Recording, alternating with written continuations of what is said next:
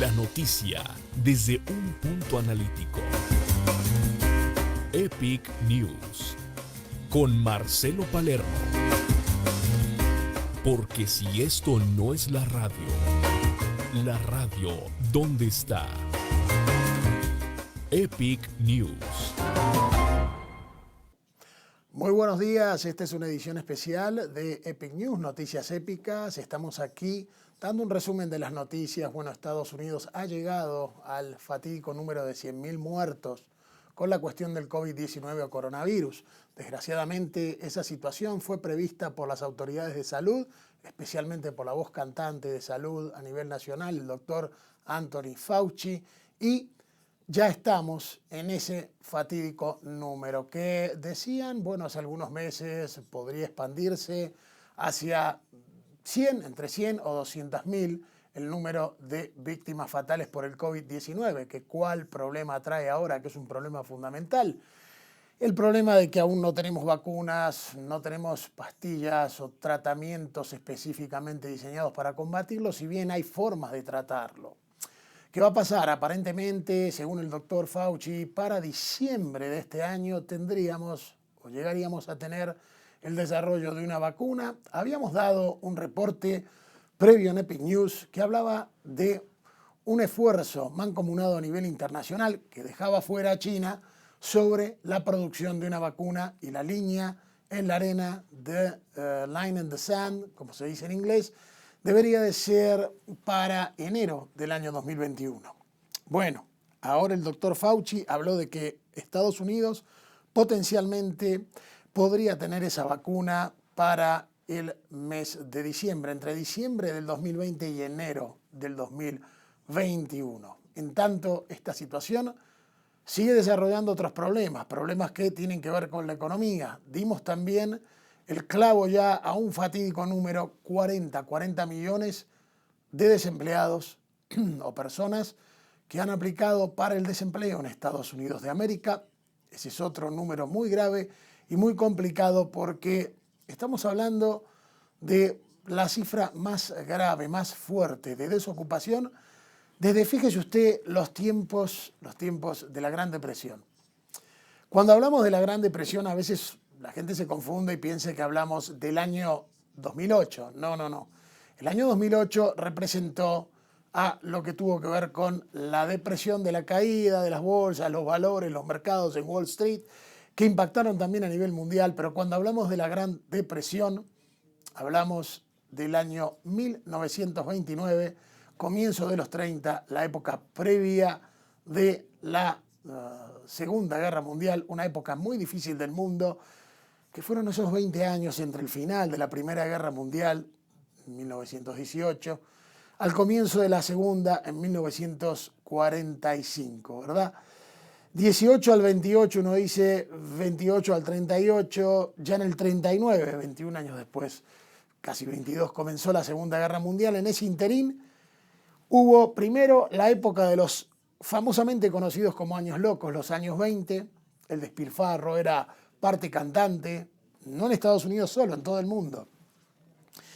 Más que nada en el mundo occidental, de ahí se pasa la Gran Depresión del 29, se pierden millones y millones de empleos, muchos millonarios que eran de la noche a la mañana en la calle, quiebran, y lo que pasa también es que el mundo se transforma. Ahora, tantos años después, prácticamente un siglo después, tenemos otro gran problema, el problema del COVID-19. Llega esta variante de coronavirus.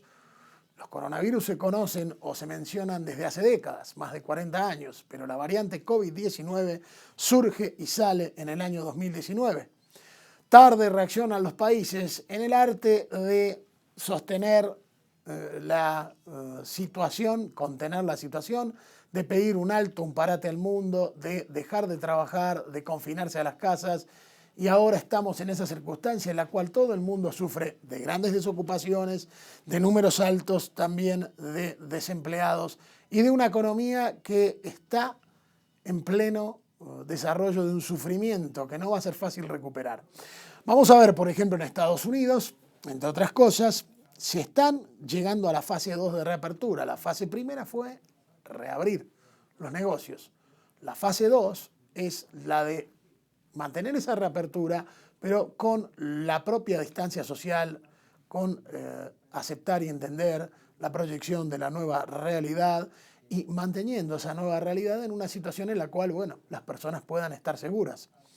Ahora, revisaba recientemente un chart de las enfermedades y las muertes por enfermedades.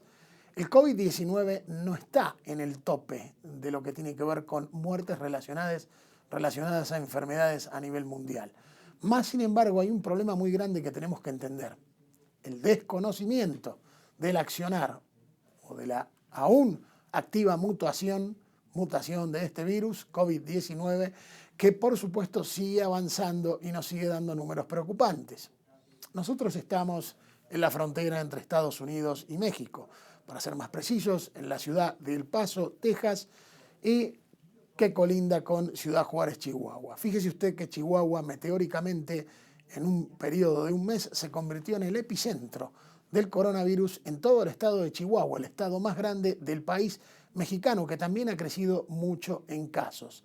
En el estado de Chihuahua, Juárez se lleva la delantera con prácticamente el 70% de los casos de ese estado, el más grande del país mexicano.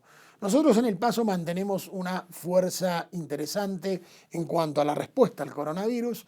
Tenemos obviamente más de 2.500 casos, pero en un estado de Texas que tiene más de 54.000 casos, la ciudad fronteriza se mantiene bastante bien. No así en otras partes del mundo. Tenemos que hablar de la respuesta, de la proyección de lugares en el continente, como ser Sudamérica. Sudamérica tiene respuestas variadas y reacciones obviamente diferentes a lo que es esta pandemia del virus COVID-19. Fíjese usted lo que ha pasado en Brasil. Hoy en día el país carioca es el segundo más afectado a nivel mundial por el coronavirus. Ya llegó a serlo esta semana, apenas atrás de Estados Unidos. Si bien Estados Unidos ya rebasó el 1.000.000 de casos y dio esta semana en el punto del fatídico número de 100.000 muertes, ya estamos en más de 100.000 muertes, por supuesto, y desgraciadamente, Brasil se va acercando al 500.000 de casos. Sí, escuchó bien, 500.000 de casos.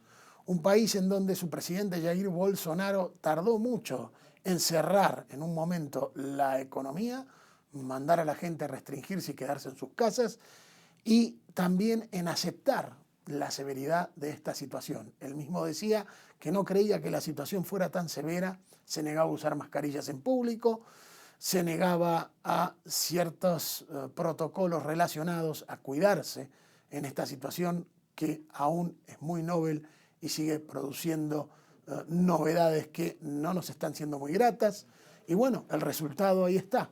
Estados Unidos está al liderazgo de casos de coronavirus y le sigue el país sudamericano de Brasil, que ya superó a Rusia, que también ha escalado meteóricamente, que ya superó a España, que ya superó al Reino Unido, a Alemania, a Italia. Fíjese usted cómo han ido las cosas con el gigante sudamericano. Otro país que lamentablemente tuvo un pico ascendente de casos de coronavirus es el Perú, que venía más o menos manejando la situación y se dispararon los casos. Algunos países que están manejando bien la situación, por lo menos manteniéndose en una cierta estabilidad, son los países de Argentina, Ecuador, que había empezado muy mal, por suerte la cosa ya se estabilizó, aunque no está la cuestión para cantar victoria ni tampoco de parabienes. Países que sí se han destacado y han surgido fuertes en la lucha con el coronavirus, especialmente en lo que tiene que ver con la contención, se puede hablar del Uruguay y de Bolivia. Países que quizás en esta semana están ganando esa guerra que aún la humanidad sigue perdiendo, aún moderadamente, pero sí en picos y ritmos ascendentes contra el coronavirus. Otra situación muy destacada en el país esta semana es que desgraciadamente aún dentro de esta circunstancia del flagelo del coronavirus, de esta pandemia mundial, se dio el hecho de otro caso de abuso policial el lunes por la tarde-noche en la ciudad de Minneapolis, en el estado de Minnesota, la ciudad más populosa de ese estado. Una persona de 46 años, un señor llamado George Floyd, perdió la vida por el accionar de 4 policías que de manera irresponsable no solo lo contienen, pero después lo vuelcan al piso y un oficial pone su rodilla en el tope del cuello, en la parte trasera del cuello de este señor George Floyd, que tras 7 minutos de agonía empieza en el proceso, en el trayecto, a gritar, a indicar que no podía respirar, que le dolía el pecho, que le dolía el estómago y que le dolía el cuerpo. El policía siguió en su accionar. Los otros 3 policías, desgraciadamente, no contienen a su compañero para que desista de su situación, de estar submitiendo, de estar controlando al sospechoso con la rodilla en el cuello, y finalmente el señor George Floyd, en estado de inconsciencia, es llevado a un hospital y declarado muerto. El señor George Floyd era afroamericano y otra víctima más del abuso policial que pone en cuestionamiento las tácticas y, por supuesto, la calidad de personas, de algunas personas que llegan, desgraciadamente, a ciertos departamentos policiales y que, desde luego, no responden a las reglas de procedimiento, especialmente con este tipo de tácticas de sumisión que no llevan o no conllevan ningún tipo de asidero en las reglas y reglamentos. Estuvimos analizando los reglamentos del Departamento de Policía de Minneapolis, como el de los variados y múltiples departamentos de policía en todo el país, en toda la Unión Americana, y en ninguno se indica que este tipo de situaciones tuvieran que ser llevadas a cabo en el proceso de detención. El motivo de la detención del señor George Floyd fue por un billete que aparentemente era falso, con el cual pagó en un restaurante. Se llamó a la policía para el debido procedimiento. Aparentemente, de manera pacífica, el señor George Floyd acató a los pedidos policiales, fue esposado y de repente, en los videos que todavía están un poco confusos, se ve como un policía tiene al señor George Floyd boca abajo con su rodilla en el cuello del mismo, y lo que sucede después es la tragedia de, desgraciadamente, la pérdida de la vida del señor George Floyd. El alcalde de la ciudad de Minneapolis pidió la detención de los 4 policías que ahora han sido suspendidos de la fuerza policial, y este hecho derivó en hechos de violencia y de protestas masivas en la ciudad de Minneapolis, en donde lamentablemente gran parte de la comunidad se ha volcado a atacar negocios, a vandalizar negocios, situaciones que se crean por angustia y porque finalmente no se actúa rápido en resolver este tipo de circunstancias. En lo que es ahora el pedido, el clamor de la comunidad de Minneapolis, que es que se detenga, ya se ponga tras las rejas a estos 4 policías.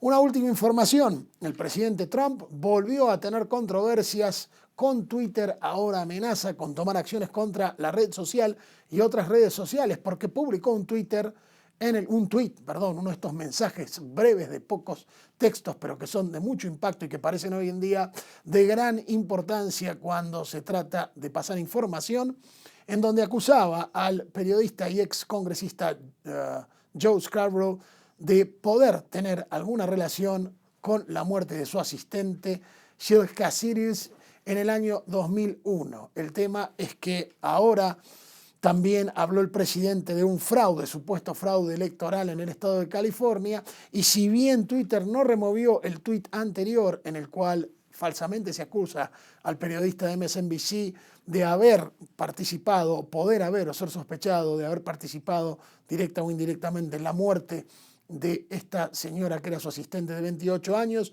quien en realidad falleció por un problema cardíaco que le derivó en un accidente, mientras el señor Scarborough estaba a 800 millas del lugar en donde sucedió el hecho. Twitter, a pedido del viudo de la señora Jill Kasuiris, pidió este señor que se removiera el tuit. El tuit no fue removido, pero sin embargo, a respuesta del tuit del presidente pidiendo o clamando o indicando que hubo fraude electoral o iba a haber fraude electoral en el estado de California, Tweet puso un disclaimer indicando que esa información tenía que ser checada porque no era real, o en otras palabras, era falsa. Por eso el presidente amenazó con tomar acciones legales contra Twitter, y obviamente aquí se viene la pregunta de si verdaderamente tenemos que estar tan volcados a estar constantemente analizando, viendo, tratando de buscar un porqué, un entendimiento a cuestiones relacionadas a las redes sociales, al Twitter o al Twitter. no solo del presidente, sino de otras personas, y entendiendo que Twitter es solo eso, una estructura, una base de frases que se contienen en la esfera de las redes sociales. Cuando quieran información, necesitan ir a la fuente. Estamos en lo que es el contexto de Epic News. Esto va a salir para ustedes hoy, ya mismo, en no solo las redes sociales, sino también nuestro canal de YouTube, Epic News. Nos vemos constantemente, tenemos más información. Esto, recuerde, es la radio, es la tele, es las redes sociales, es la información inteligente. Gracias por acompañarnos y vamos a tener seguramente mucho más. Hasta luego y siempre con ustedes.